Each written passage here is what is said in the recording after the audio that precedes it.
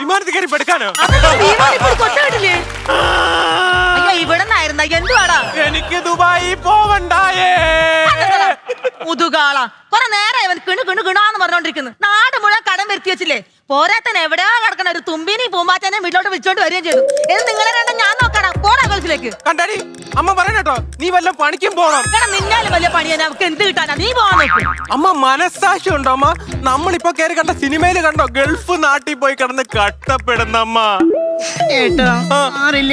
അതൊരു സിനിമയല്ലേ? ഓടിയോളന്ന് അത് ജീവിതം. അതിൽ തന്നെ പറയുന്നുണ്ടല്ലോ ആട് ജീവിതം എന്ന്. എടാ അങ്ങനെയൊന്നും ഉണ്ടാവില്ല. നീ പോവാൻ നോക്ക്. ചുമ്മാ പറഞ്ഞു കയറ്റി വിടൂ അറബിയെ കൊണ്ട് കൊല്ലിക്കാൻ വേണ്ടി.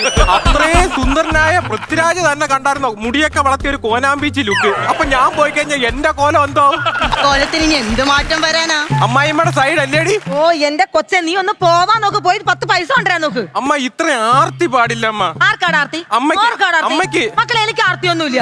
ആർത്തിയില്ല. കൊറോണ സമയത്ത് എവിടെന്നോ ഒരു ചക്ക കൊണ്ടുവച്ച് അത് അടുത്ത വീട്ടിലെ പശു തിന്നെന്ന് പറഞ്ഞ് ആ പശുവിന്റെ കാടിയും കുടിച്ച് അതിന്റെ പുല്ലും തിന്ന് വൈരാഗ്യം തീർത്തവരാ പറഞ്ഞ കേട്ടോ. ആർത്തിയില്ല. മക്കളെ അമ്മയുടെ അലുവയുടെ കവർ കാണാനില്ലടോ. എടി ലോകത്ത് 24 മണിക്കൂറും പ്രവർത്തിക്കുന്ന രണ്ടേ സാധനമേ ഉള്ളൂ. അതെന്താ? ഒന്ന് ഇന്ത്യൻ റെയിൽവേയും ഒന്ന് കണ്ട അമ്മയുടെ വായു. എന്തുവാടാ? അതല്ലമ്മ, ചില മിഷനൊക്കെ ഒരുപാട് വർക്ക് ചെയ്യുമ്പോ പൊട്ടിത്തെറിക്കും. ഇതെന്തെങ്കിലും പൊട്ടിത്തെറിക്കും? ഇനി കൊറേ നേരം മിണ്ടൂല. ഏട്ടാ എനിക്കൊന്ന് ബാത്റൂം പോണായിരുന്നു. പോകുന്നുള്ള ശുചിത്വമായിട്ട് പോണം. നിന്റെ പെണ്ണുമ്പളെ കുളിമുറി പോകുമ്പോ നീയാണ് കൂടെ പോണത്. അല്ലാണ്ട് കണ്ടവനല്ല കൂടെ ഇവിടെ ഉണ്ട്. കണ്ടവനോ? നീയല്ലേ പറഞ്ഞോ ശുചിത്വമായിട്ട് പോയിട്ട് വരാം. ശുചിത്വമായിട്ട് പോയിട്ട് വരണോന്നല്ല, ശുചിത്വമായിട്ട് പോയിട്ട് വരണോന്ന്. അമ്മ കേട്ടില്ലായിരുന്നു. അല്ലെങ്കിൽ തന്നെ അമ്മ എന്തുവാ കേൾക്കുന്നത്? സുനാമി വരുന്നെന്ന് പറഞ്ഞപ്പോ സുമമാമി വരുന്നെന്ന് പറഞ്ഞ് കടപ്പുറത്ത് മീൻ മേടിക്കാൻ പോയ ടീമാ. എന്തോ ഭാഗ്യത്തിന് ഇവിടെ വന്ന് കിട്ടിയതാണ്.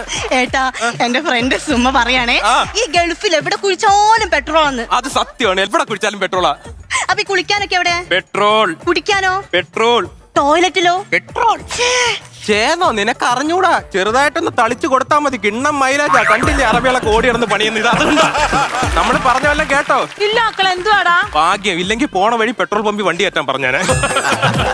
എന്റെ മക്കളെ തമാശക്ക് അമ്മ എന്ന് കേൾക്കാനാണ്.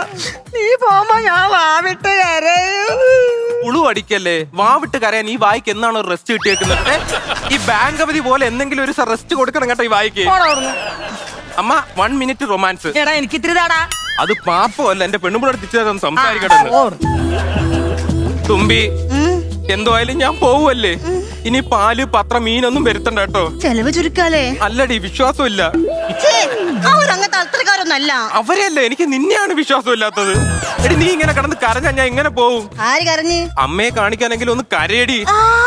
സെയിമേ ടോണ് മാറി. അമ്മ ഞാൻ പോണമ്മ. ഞാൻ പോട്ടാ. അമ്മ പോവണ്ടാന്ന്. പോവൂ അമ്മ. എന്നെ ഇങ്ങോട്ട് നോക്കല്ലേ. എനിക്ക് സങ്കടം സഹിക്കാൻ പോയി. അമ്മ അങ്ങോട്ട് നോക്കമ്മ. അങ്ങോട്ട് നോക്കണ്ട. എന്റെ ഏട്ടൻ പോയമ്മ. അതിനിങ്ങനെ കരയണം വേണ്ട. 10 കൊല്ലം വരില്ല. 10 കൊല്ലോ. ഫ്ലവേഴ്സ് 9ാം വാർഷിക നിറവിൽ